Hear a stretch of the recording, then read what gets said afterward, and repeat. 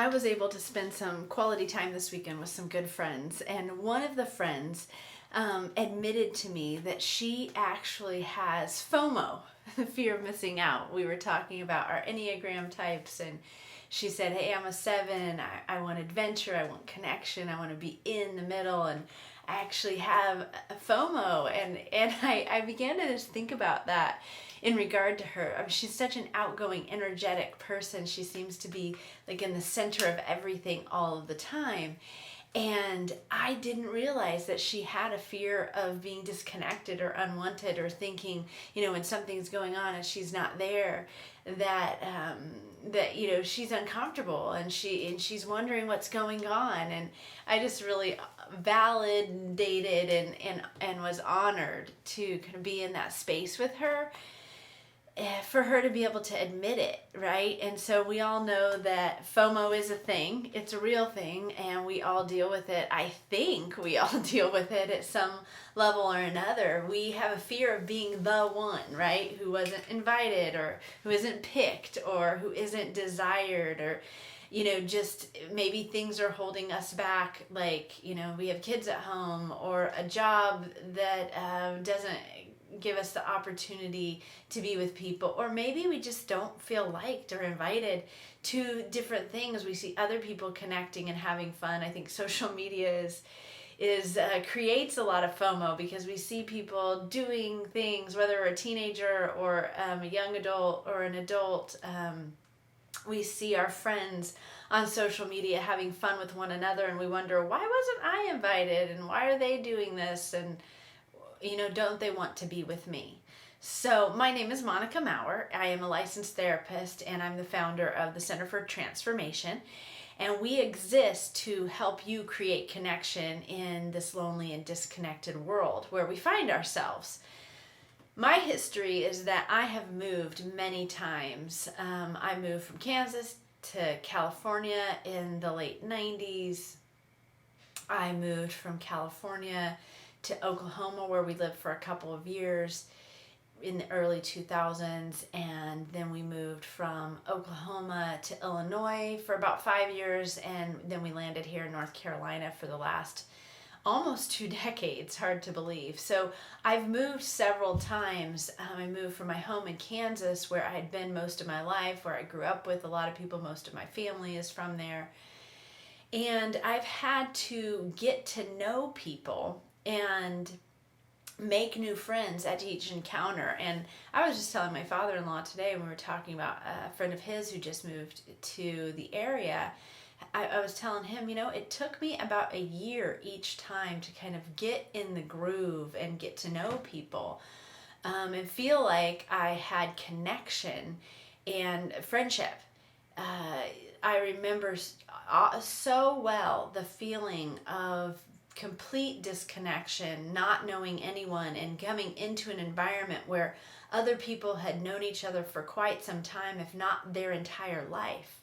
And so trying to get to know other people who already knew each other is very difficult. I have specific memories from when we moved here, sitting at a dinner and just thinking, how can I try to get to know somebody at this dinner and invite them to do something one-on-one, so that I can have a friendship, and just being confused and feeling lonely and sad, and just wanting that craving so much. I remember being in a meeting one day, and somebody asked, told me about a book, and I said, they said, maybe you'd like to borrow this book. And I thought, I don't really want to borrow the book, but I would like to talk with them again sometime. So I even told them, yeah, let me borrow that book, just because I wanted to have some more one-on-one conversation, just trying to make some connections.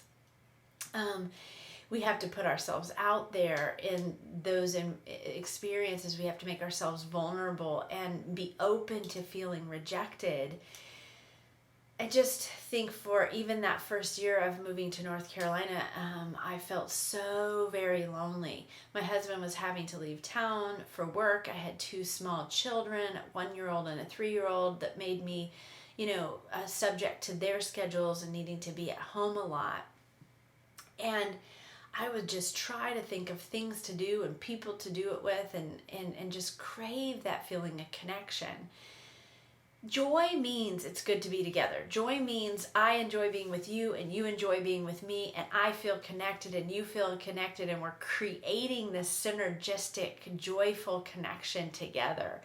Interpersonal neurobiology is a form of neuroscience that has been giving us information about relationships these last 20 years, and interpersonal neurobiology helps us understand that when we each have an energy system of the mind. Our minds are energy systems, and our bodies work together with our minds to create a system that when we connect with another human, those two systems merge and make a system in itself. We reach mutual mind synchrony with others when we are in a system with them. So we can do that with a two-person relationship, or we can do it with 3 or more people. We form these bonds with one another that really make up what life is all about, what the meaning to life is these bonds we create with other humans, these energy systems that we create with one another. So if we don't have those things, we want those things. We desire those things more than anything. Even if we think we don't, we really do. Even if we have an avoidant attachment style, deep in our psyche, we are desiring to connect at a deep level. If we are not connected, we are disconnected and we are desynchronized. We are coming into space with others and feeling still isolated and alone, and that feeling is a terrible, terrible feeling for many of us. Some of us are numbed to it. Others of us are very acutely aware of the alone feeling. Those of us with an anxious attachment style are very aware of being alone and dissatisfied.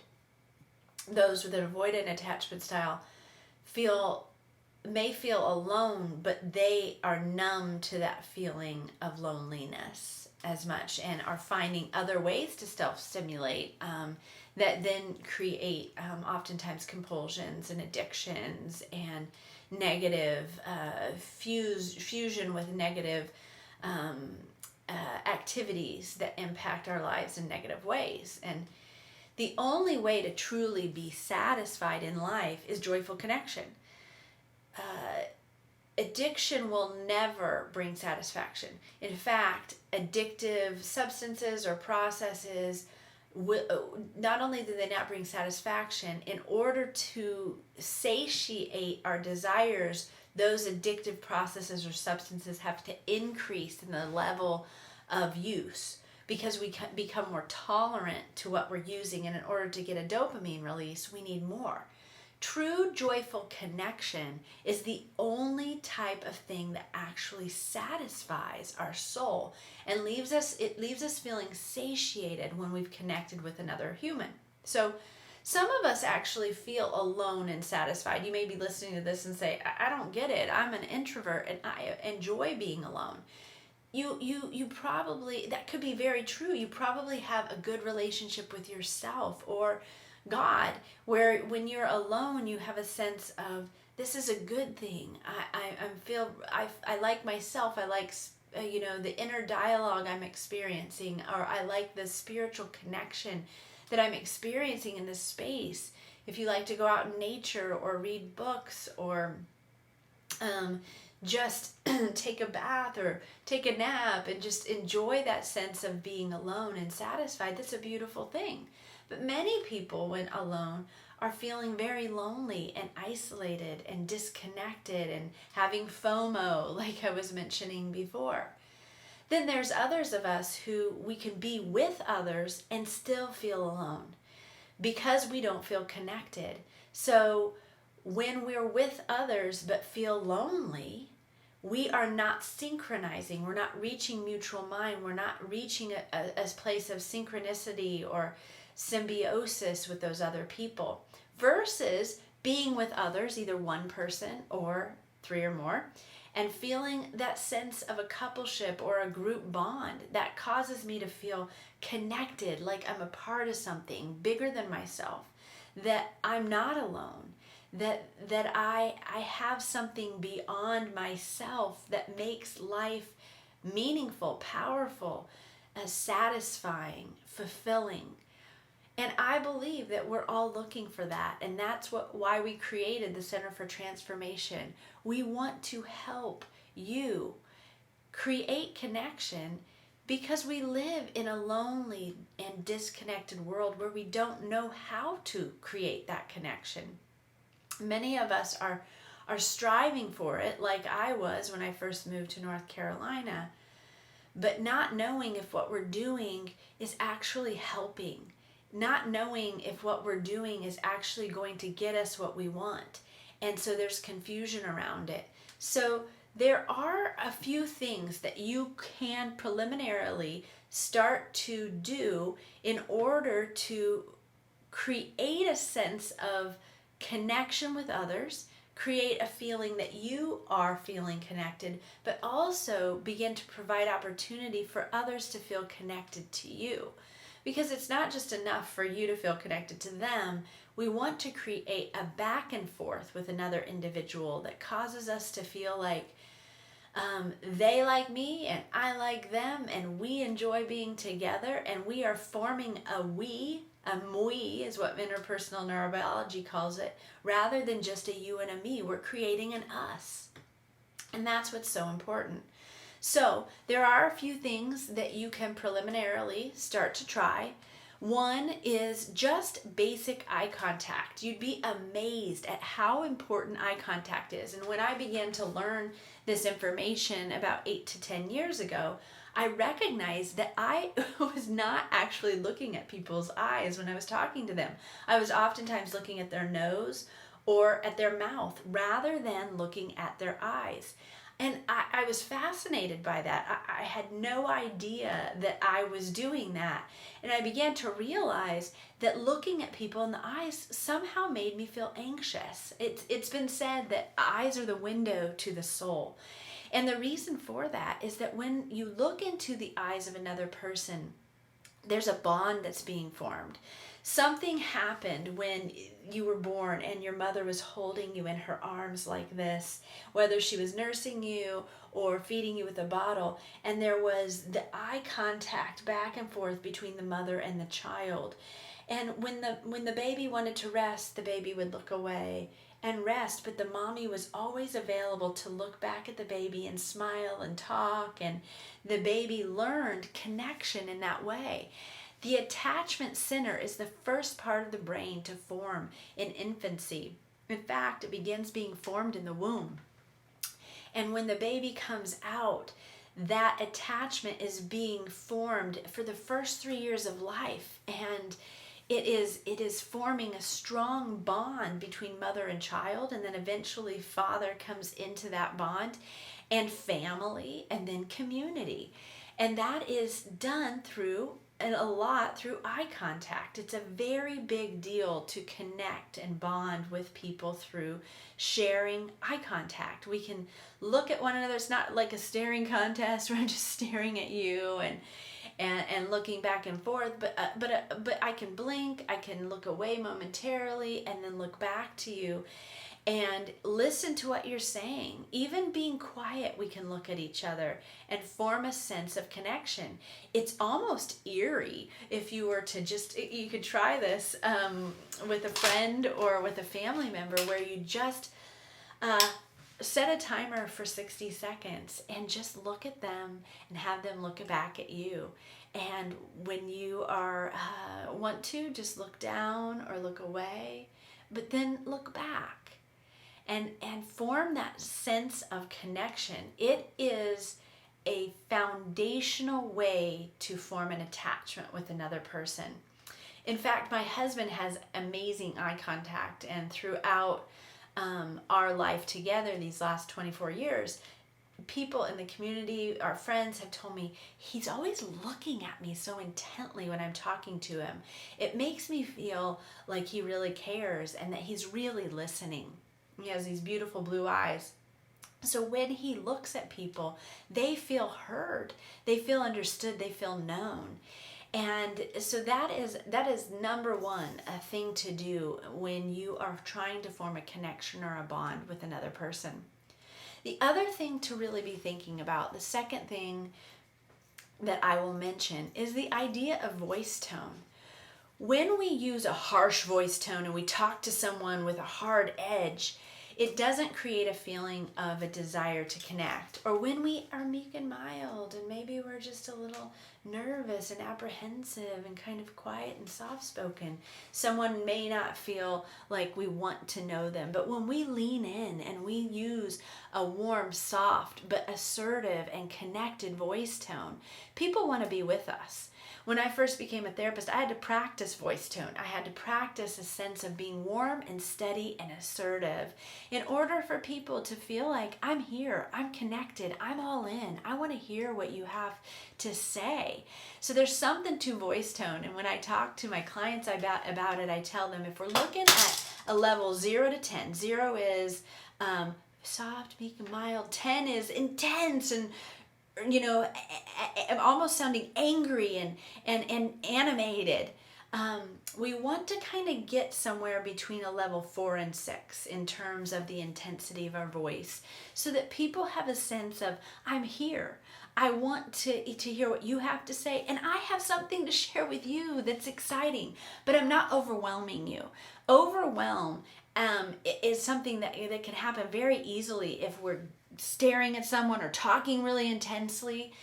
Overwhelm can happen because distress amplifies when we're telling an intense story and we're animated and people may even think, are you angry at me right now? And we don't want to create a sense of overwhelming people, because people don't want to be around those who overwhelm them. People want to be around people who make them feel good about themselves, who make them feel safe and warm, but who also create a sense of energy and passion about life, and they're talking about interesting things that amplify joy and connection rather than amplifying distress and disconnection. The third thing that I'll mention is this idea of asking questions. A curious mind is a relational mind. If we want to engage in a relational way with those around us, it's important to be interested in them, and not just in terms of faking it, just lip service, but actually truly having interest or curiosity about the person that you are connecting to. Just think about, what are some things about that person that you're talking to that are interesting to you? Where did they grow up? What was their childhood like? Who are they married to? What are the things they like to do together? Or where do they go to school?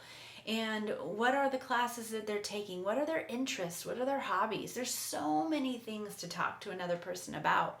And what I've noticed in connecting with others is that people aren't used to being asked questions about themselves. People enjoy talking about themselves. There's so many things that they have to say about themselves, and if we ask the right questions, the conversation can go on and on and on. And what I've noticed is that relational skills are caught, not taught. That's kind of a saying. And so when we ask curious mind questions to another person, they end up wanting to ask us curious mind questions, or those around us curious mind questions. And then we create a sense of, we want to know and be known. We want to answer those questions. We want to create a synergy, a synergistic environment of connection and belonging with one another that really satisfies and satiates us. Then we don't have to look around for things that are less satisfying, that like addictive substances or processes, because we have a sense of being satisfied and connected in the relationships that we share. So my advice to you is to go out there and create belonging around yourself with those who want to create belonging with you. Do that by using the skills that I taught you today, and tune back in for my next episode. We'll talk about more about how to create connection in this lonely and disconnected world.